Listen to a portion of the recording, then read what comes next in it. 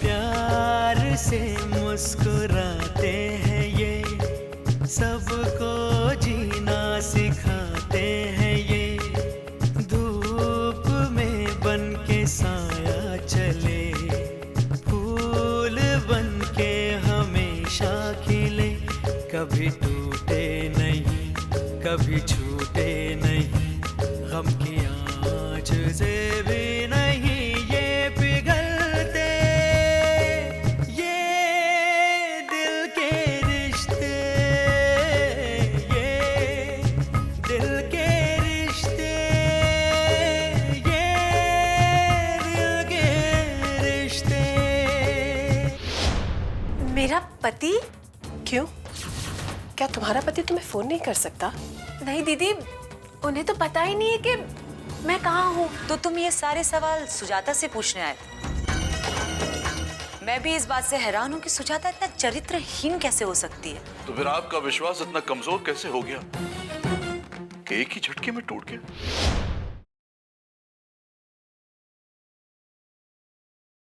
अरे अब कहने को रह ही क्या गया है?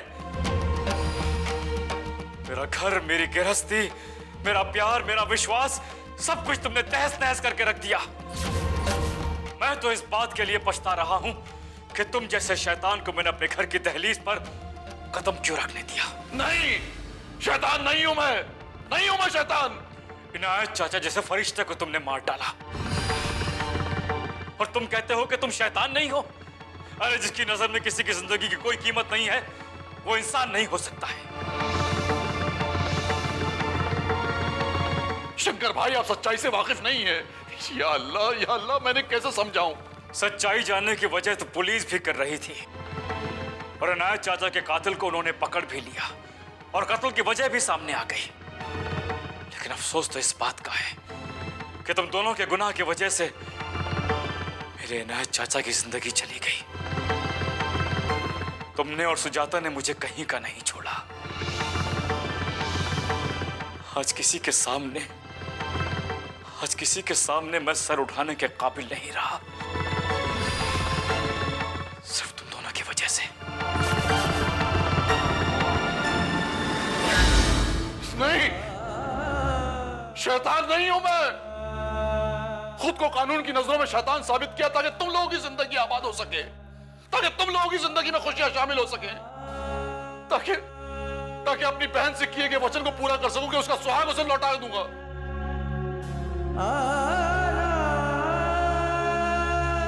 अफसोस कि अपनी बहन का घर नहीं बचा सका। आबाद करने चला था उसका घर, खुद के हाथों ही बर्बाद कर दिया। ऐ खुदावंद कुद्दूस, ऐ मालिक हकीकी, रहम फरमा, करम फरमा। किसी भी तरह से शंकर भाई के दिल में यह यकीन पैदा कर कि उनकी बीवी कसूरवार नहीं है। वो नेक जात है, पाक जात है। सुजाता बहन से कोई गुनाह नहीं हुआ है। या मौला, उनकी जिंदगी फिर से आबाद कर दे, आबाद कर दे। ये कैसी लीला है। कभी कभी इंसान जब तक मिलते नहीं है एक दूसरे से, समझने में भूल कर बैठते हैं कि गलती मुझसे भी हो गई। वाकई आज आपसे मिलकर बहुत खुशी हुई। तू जैसे अनजाने हैं, कल तक थे हम साए, कल तक थे हम साए। रिश्तों में ये बेगानापन, रिश्तों में ये बेगानापन, रिश्तों में ये बेगानापन क्यों है तू ही जाने। अपनी कलम से तू ही लिखे ये सारे अफसाने। मौला कर दे करम, रामा कर दे करम, मौला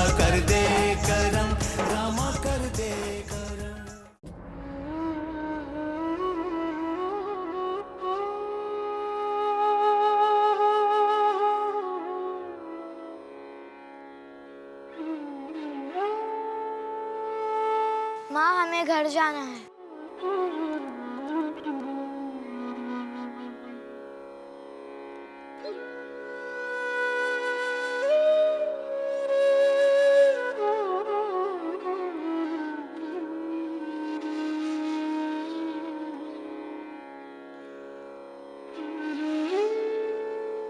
माँ हम यहाँ कब तक बैठे रहेंगे? माँ पापा आज घर आने वाले थे ना, वो हमारा इंतजार कर रहे होंगे। चलो ना माँ। नहीं बेटा, वो घर अब हमारे लिए पराया हो चुका है। हम घर नहीं जा सकते। तो ठीक है माँ, हम पापा को ले आते हैं।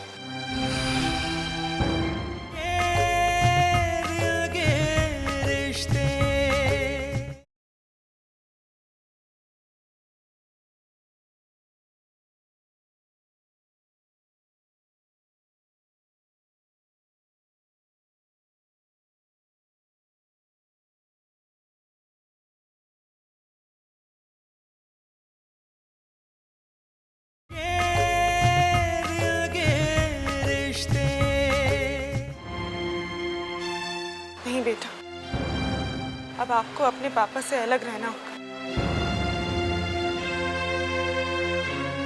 लेकिन क्यों माँ? हम पापा के साथ क्यों नहीं रह सकते? और अगर आप पापा के साथ रहना चाहते हैं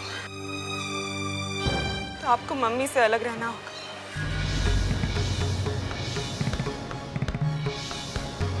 अब आपको पापा और मम्मी में से किसी एक को चुनना होगा। माँ हम तो दोनों के साथ रहना चाहते हैं। वो तो अब मुमकिन नहीं, लेकिन अगर तुम दोनों पापा के साथ रहना चाहते हो तो मैं तुम दोनों घर छोड़ आती हूँ।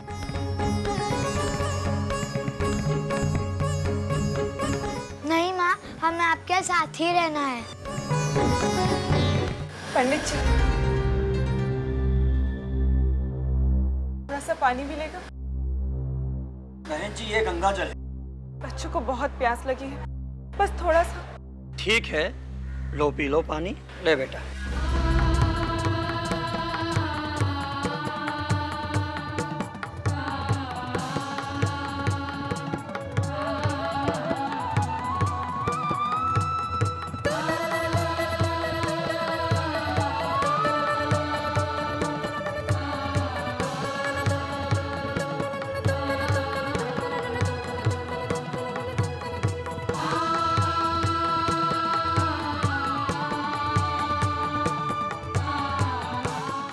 बहुत बहुत धन्यवाद पंडित जी।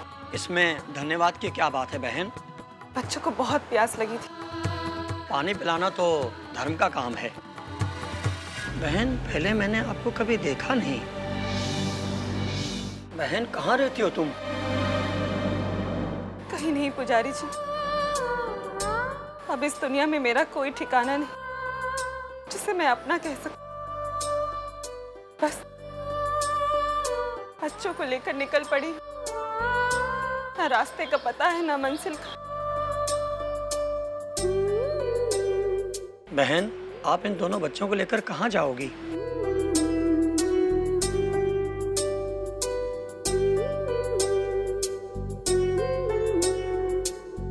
पता नहीं पंडित जी, भगवान जहाँ ले जाएंगे वहाँ चली जाऊंगी।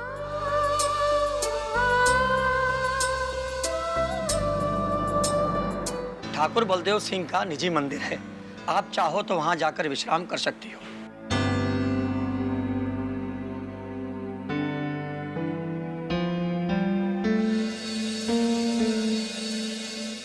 ठाकुर साहब हर गुरुवार को आते हैं, आज तो रविवार है।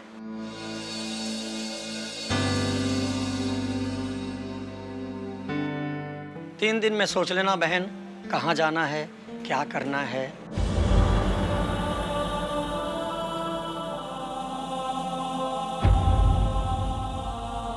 और भगवान का घर दुखी लोगों के लिए हमेशा खुला रहता है। सच, मैं आपका ये एहसान कभी नहीं भूलूंगी पंडित जी। आओ बहन।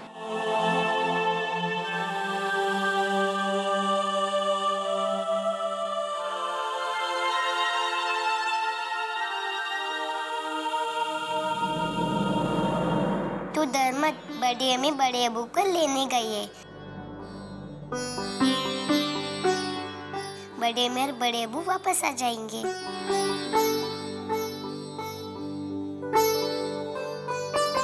बड़े अब्बू आ गए। बड़े अबू अब आ गए।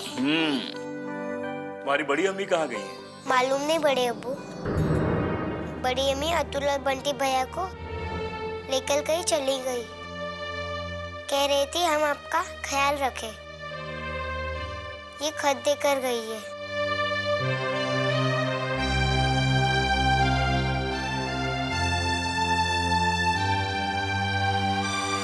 मैं जानती हूँ कि आपके दिल में मेरे लिए नफरत के सिवा कुछ भी नहीं होगा, और मैंने भी तो नहीं सोचा था कि एक दिन ऐसा आएगा कि मैं आपकी आंखों में अपने लिए नफरत देखूंगी।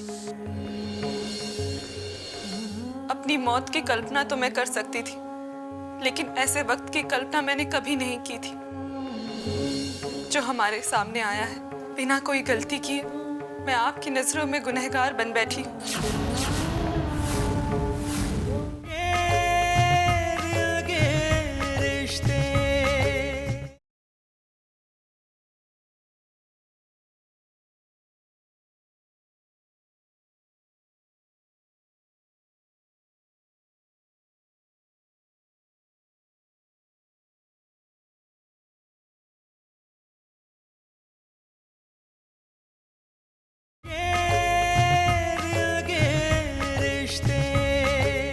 मुझे पता है कि आप मेरा चेहरा भी देखना पसंद नहीं करेंगे, इसलिए मैंने खुद फैसला कर लिया है कि मैं आपको अपना चेहरा नहीं दिखाऊंगी। आपके आने से पहले ही मैं ये घर छोड़कर चली जाऊंगी। कहाँ जाऊंगी ये मुझे खुद नहीं पता, लेकिन दुनिया बहुत बड़ी है। पता नहीं कब सामने खड़े होकर सुबह से कुछ बोलने का मौका मिले, लेकिन मजबूरन ये खत समझकर पढ़ जरूर लेना। मैं अपने बारे में कुछ भी लिखना नहीं चाहती, बस आपको इतना ही बताना चाहती हूँ कि मैं आपकी जिंदगी से बहुत दूर जा रही हूँ।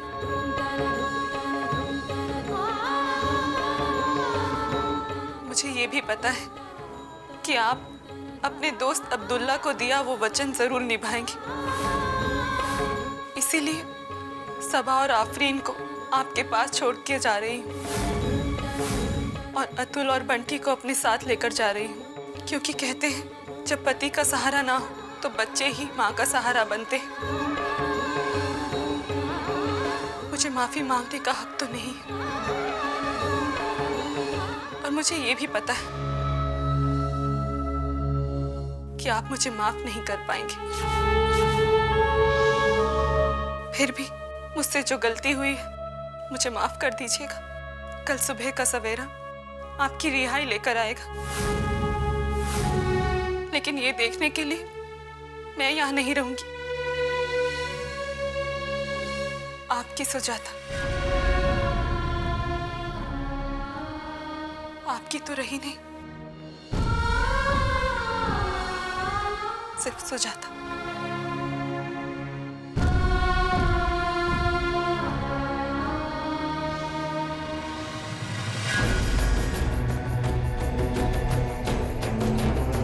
शंकर,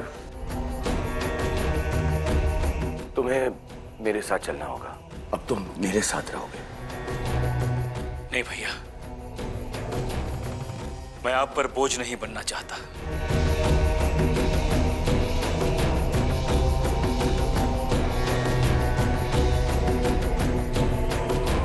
ये क्या है शंकर? क्या बचपना है ये? तुम खुद को बोझ समझते हो। भाई भाई पर बोझ नहीं होता। ये सब बातें वहां तक सही है भैया, जब तक भाई भाई के बीच कोई और नहीं आ जाए। चीजें बदल गई हैं भैया, प्लीज मुझे अपने साथ चलने के लिए मजबूर मत कीजिए। मुझे अकेला छोड़ दीजिए भैया।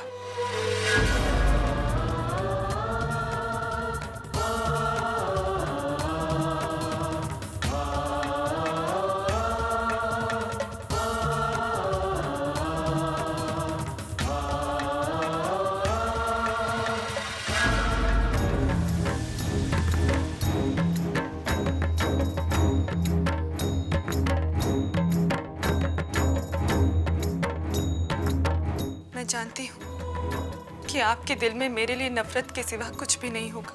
और मैंने भी तो नहीं सोचा था कि एक दिन ऐसा आएगा कि मैं आपको अपना चेहरा नहीं दिखाऊंगी। आपके आने से पहले ही मैं ये घर छोड़कर चली जाऊंगी। कहाँ जाऊंगी ये मुझे खुद नहीं पता, और अतुल और बंटी को अपने साथ लेकर जा रही हूँ। और मुझे ये भी पता है कि आप मुझे माफ नहीं कर पाएंगे। फिर भी मुझसे जो गलती हुई है मुझे माफ कर दीजिएगा। कल सुबह का सवेरा आपकी रिहाई लेकर आएगा, लेकिन ये देखने के लिए मैं यहाँ नहीं रहूंगी। आपकी सुजाता आपकी तो रही नहीं, सिर्फ सुजाता।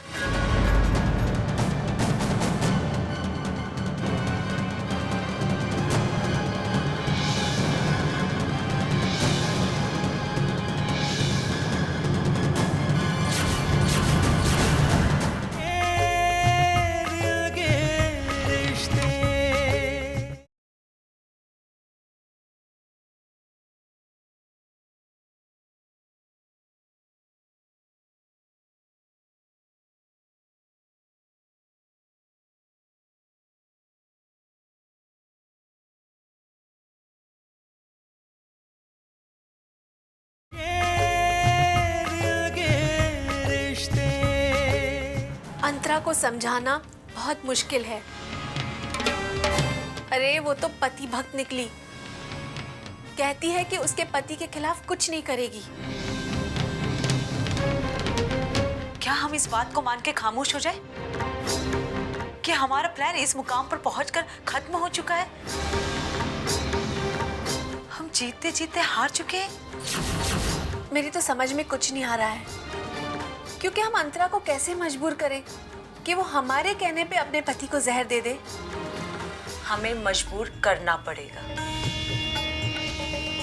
क्योंकि वही हमारी कामयाबी है। शंकर को तो मैं जीत ही लूंगी। अब शंकर के करीब मेरे अलावा कोई नहीं होगा, लेकिन शंकर को सूरज की जायदाद का मालिक बनाने के लिए हमें अपने प्लान को पूरी तरह से कामयाब करना होगा, क्योंकि वही हमारी मंजिल है। अगर ये काम नहीं हुआ तो जो कुछ भी हमने अब तक किया है उस पर पानी फिर जाएगा। तो तू ही कोई रास्ता निकालना, कोई ऐसा तरीका बता कि हम अंतरा को इस बात के लिए मजबूर कर सके। एक तरीका है मिताली, एक तरीका। और वो क्या? वो पति भक्त है ना, पति के खिलाफ कोई कदम नहीं उठा सकती, क्योंकि पति से बहुत प्यार करती है ना। हाँ, यही तो मुश्किल है। जो औरतें अपने पति को इतना चाहती हो, वो हमेशा इसी कोशिश में लगी रहती है कि किसी तरह अपने पति को अपने वश में कर ले। वो किसी की ओर ताक झांक ना करे और सिर्फ उसी की बात माने। हाँ, अंतरा में भी वो बात है। अंतरा भी यही चाहती है कि सूरज उसकी हर एक बात माने, लेकिन सूरज जितना रिश्ता शंकर के साथ निभाना चाहता है उतना ही वो अंतरा के साथ भी निभाना चाहता है। बस इसी बात को मुद्दा बना के तुम अंतरा को मजबूर कर सकती हो। अब तुम्हें अंतरा को ये नहीं कहना है कि सूरज को खामोश करने के लिए कुछ करना है। इस बार तुम्हें अंतरा को दूसरे ही ढंग से समझाना होगा, और मेरा दावा है कि वो जरूर मानेगी। हमने उसे तैयार करने के लिए ये कब कहा था कि हम उसके ही हाथों जहर दिलाना चाहते हैं? अब उसके सामने तुम ये कहोगी कि तुम एक बहुत बड़े महात्मा से मिलके आई हो और उन्होंने तुम्हें सिद्ध वशीकरण जल दिया है। वो ऐसा जल है जिसे पिला देने से पति पूरी तरह उसके वश में हो जाता है।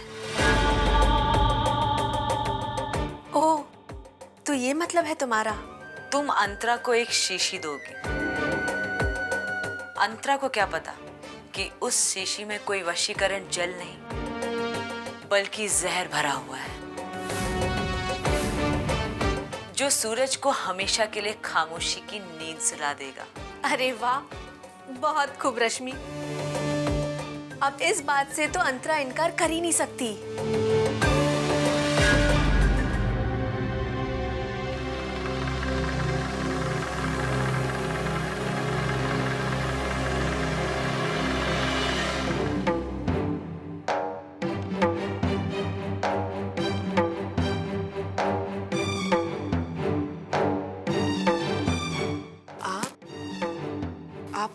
शंकर को साथ लेके आने वाले थे। हाँ, सोचा तो मैंने यही था, लेकिन शंकर ने आने से मना कर दिया। क्या? मगर क्या वो सुजाता के साथ एक ही घर में रहने के लिए तैयार हो गया? चलिए, अच्छी बात है, किसी का घर उजड़ने से बच जाए, इससे अच्छी बात और क्या हो सकती है। सब कुछ खत्म हो गया अंतरा, और जब सब कुछ खत्म हो गया है तो कुछ भी बचाने की कोशिश करना कोई मतलब नहीं रखता।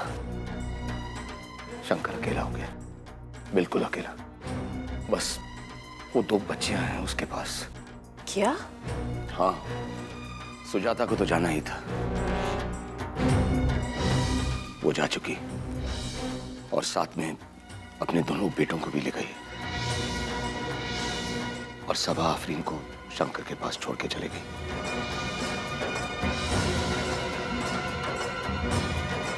ये सब सुन के मुझे अच्छा नहीं लगा।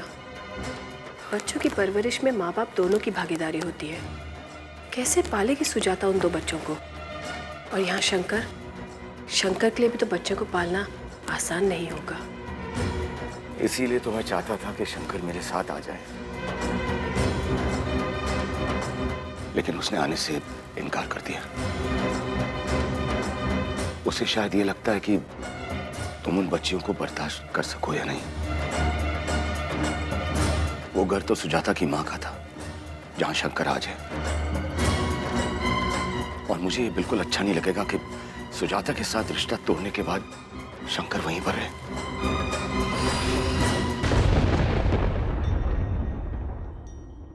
ये सब जानकर तुम क्या करोगे?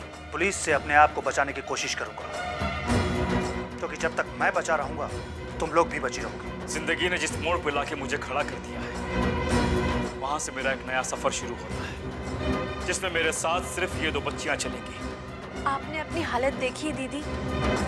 क्या हालत बना के रखी है? जिसे शक ना हो उसे भी शक हो जाए।